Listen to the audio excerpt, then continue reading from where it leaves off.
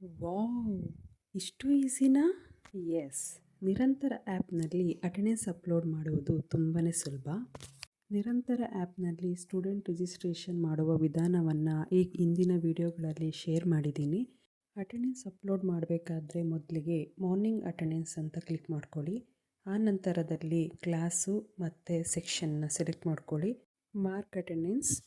ಸಾಧ್ಯವಾದಷ್ಟು ಆ ಕ್ಲಾಸ್ ರೂಮಿನ ಎಲ್ಲ ಮಕ್ಕಳನ್ನು ಕ್ಯಾಪ್ಚರ್ ಮಾಡುವಷ್ಟು ನಿಮ್ಮ ಕ್ಯಾಮ್ರಾದ ಆ್ಯಂಗಲ್ ಇರಲಿ. ಕ್ಯಾಪ್ಚರ್ನ ಮಾಡ್ಕೊಳ್ಳಿ. ಅದು ಫೇಸ್ನ ಡಿಟೆಕ್ಟ್ ಮಾಡುತ್ತೆ. ನಂತರದಲ್ಲಿ ಡಿಟೆಕ್ಟ್ ಮಾಡಿರೋದ್ರಲ್ಲಿ ಎಷ್ಟು ಮಕ್ಕಳು ಪ್ರೆಸೆಂಟ್ ಇದ್ದಾರೆ, ಆಬ್ಸೆಂಟ್ ಇದ್ದಾರೆ ಅಂತ ಶೋ ಆಗುತ್ತೆ. ಅದರಲ್ಲಿ ಕೆಲವೊಂದು ಮಕ್ಕಳು ಪ್ರೆಸೆಂಟ್ ಆಗಿರೋ ಮಕ್ಕಳದು ಸಮೇತ ಅಲ್ಲಿ ಫೇಸು ಡಿಟೆಕ್ಟ್ ಆಗಿರಲ್ಲ. ಆ ಸಮಯದಲ್ಲಿ ಆ ಮಗುವಿನ ಅಟೆಂಡೆನ್ಸು ಆಬ್ಸೆಂಟ್ ಅಂತಲೇ ಶೋ ಆಗುತ್ತೆ.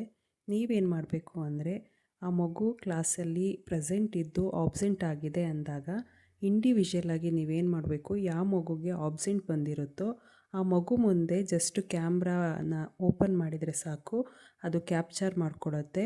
ನಂತರದಲ್ಲಿ ಆ ಮಗುಗೆ ಪ್ರೆಸೆಂಟ್ ಅಂತ ಶೋ ಆಗುತ್ತೆ. ಇದೇ ರೀತಿ ಬೇರೆ ಮಕ್ಕಳದು ಕೂಡ ಕ್ಲಾಸಲ್ಲಿ ಪ್ರೆಸೆಂಟ್ ಇದ್ದು ಆಬ್ಸೆಂಟ್ ಆಗಿದ್ದರೆ ಇಂಡಿವಿಜುವಲ್ ಆಗಿ ಆಗ ಕ್ಯಾಪ್ಚರ್ ಮಾಡಬೇಕಾಗತ್ತೆ.